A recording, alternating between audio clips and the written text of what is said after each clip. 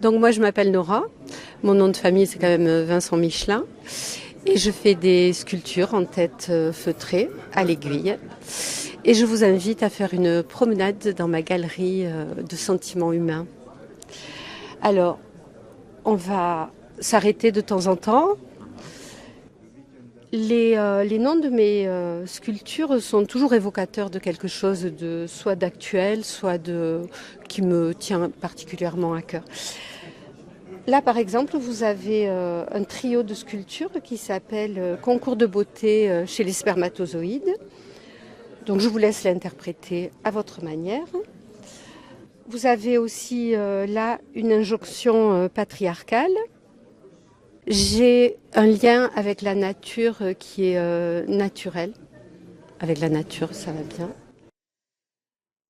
Avec aussi ce qu'on va appeler le gaspillage. Donc je travaille avec de la récupération et cette série s'appelle Emballement humain et elle met en boîte les diverses sensations qu'on peut éprouver. Là vous avez la série Résurgence.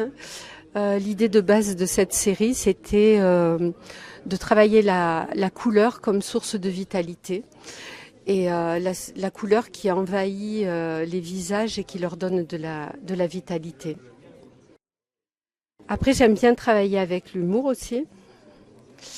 Donc, celle-ci s'appelle Pour en finir avec le mythe de la licorne.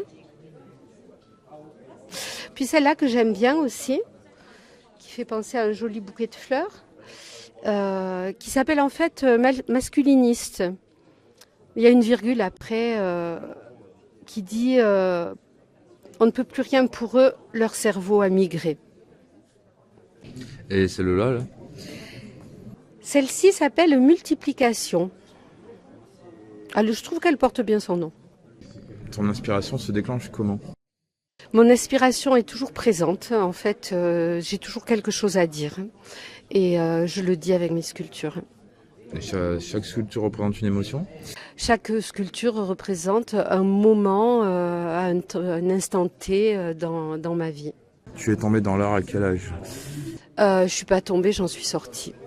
Mais pourtant, tu es toujours dedans. Et je suis toujours dedans. Est-ce que tu as une galerie? Tu exposes? J'ai pas une galerie à moi, mais j'expose en galerie. Je fais des appels à projets et j'expose en France et à l'étranger. Qu'est-ce que tu penses de ce week-end des créateurs à Canet? Eh ben, je trouve que c'est vachement sympa, que le public était intéressé, interpellé, parce que c'est mon objectif aussi, d'interpeller et de mettre les gens face à quelque chose de différent. Comment sont réalisées tes œuvres? Donc, moi, mes sculptures sont réalisées en laine feutrée à l'aiguille, c'est-à-dire que je pars du nuage de laine de moutons en principe, ou de brebis, de chèvres. Et à force de donner des petits coups d'aiguille dedans, je compacte la masse de la laine, je lui donne forme, je rajoute de la laine là où je veux qu'il y ait des reliefs. Et voilà. Et ta définition de l'imaginaire, c'est quoi? C'est la vie. Et l'imaginaire, qu'est-ce qu'elle t'apporte dans ta vie de tous les jours, dans ton quotidien?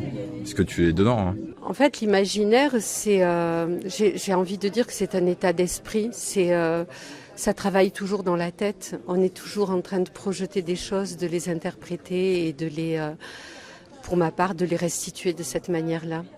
Où est-ce qu'on peut te suivre sur les réseaux? Oui, bien sûr, je suis sur Instagram et j'ai aussi un site internet. Est-ce que tu voudrais rajouter autre chose? Non. Merci à toi d'avoir répondu à mes questions et puis à bientôt dans une autre exposition. Merci.